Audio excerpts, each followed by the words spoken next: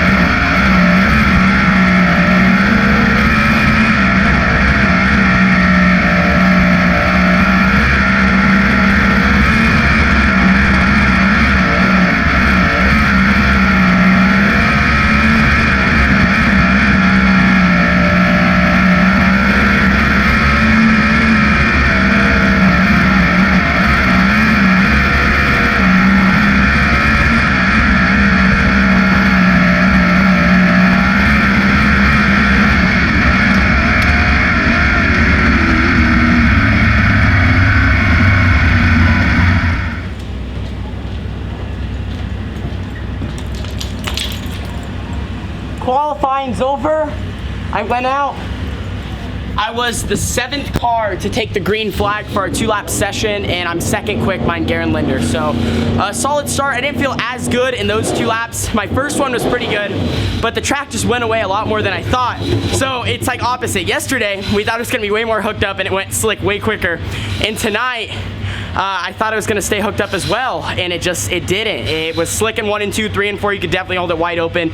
3 and 4 wasn't very hard to run. 1 and 2 was technical. There was a little grip patch through the middle, and I tried to hit it, but I just couldn't. And 3 and 4, you know, like I said, you just have to miss this little bump on entry, and you could run right through the middle, just really gripped up. So we'll see where we end up. We need to try to stay in the top 6. I'm just getting strapped in for the heat race. We did end up finishing 2nd in qualifying out of about another 2360 sprint cars here for night 2 of spring fling. Garen Linder, another guy from my hometown, Medford, Oregon. He was quick time. He went out first. He was really fast. We, fortunate enough, went out pretty early, so that helped us out. I got a good heat race here. I'm gonna start 6th. I gotta finish in the top 5, and then we'll be locked into the dash starting in the first 3 rows of the A main event. Really, the track's weird. Like I said, really slick in 1 and 2, 3 and 4 has some more grip. Just gotta go out there, find a fast line, and then go to the front.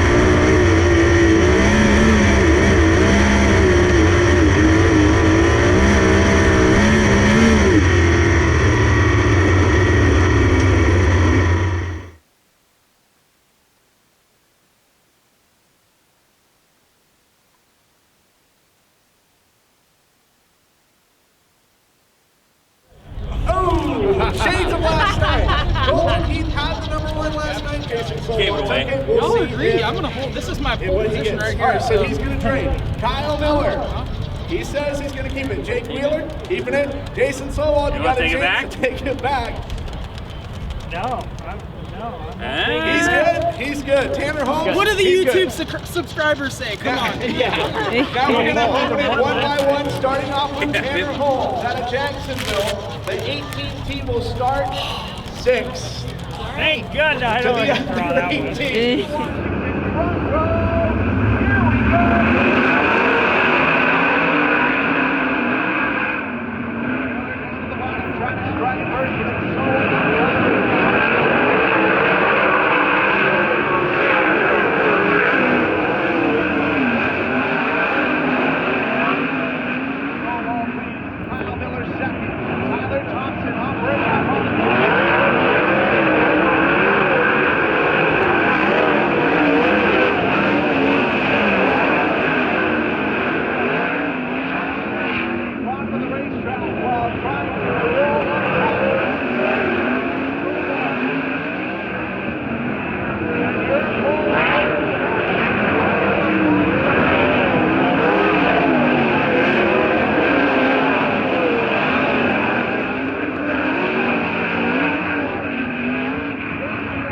We just got done with the dash, and honestly, nothing just really went right. First, I pulled the pill. I got to pick the first one out of everyone, and then I had the opportunity to switch. And I don't know why, but I always don't want to switch because I'm worried I'm going to have the one and give it away. Well, this time, I should have. I had Jason Sowell right next to me. He had the 2, and I was thinking about switching with him because he pulled a good pill last night and ended up starting on the pole. So I just had a feeling I should switch with him, but I decided not to, and I ended up pulling the 6, the worst pill. So we went out for the dash, and I just wasn't that great. The car was all right. It's just tough to set up a race car on this type of track where one end super slick, like 80% usage, like iRacing, and then the other side is like 10%. It's just 2 totally different tracks on each end. So we're trying to do our best to get our car to where it needs to be. I think it's just going to be the top all the way around. Not necessarily that's the fastest line, but to pass cars. And the bottom is just so rough off of 4. Someone's going to flip. You're going so fast when you hit that rut. You're just holding your breath, hoping you get through it. But shout out to my mom. She made dinner for us. We got spaghetti right here. Dang. I don't usually eat much before the A, but right now I just feel hungry. A little frustrated with that dash, how we didn't advance, but we just didn't feel amazing. But we're just gonna go out there and give it our all. Here in a little bit, we'll head out for the A. Brian Crockett and the whole Cottage Grove crew are doing some track prep. They're just finishing up. See, there used to be a bump right here, but he was able to get it a little bit smoother. With how fast the bottom is right now, if you hit that thing too fast and hit it the wrong way, you're gonna flip over. It's faster than last night. The top's pretty good down here, but the bottom is just so good. Look at how much grip down there compared to the top side. All right, they're gonna clear the racetrack right now though. Just wanted to give you a little bit of a look. Down in 1 and 2, the top's pretty treacherous as well, just like last night. In the bottom, there's no grip anywhere. How I described it is it's like 20% usage in iRacing down here and 80% in the other corner. So it's gonna be interesting. One last look.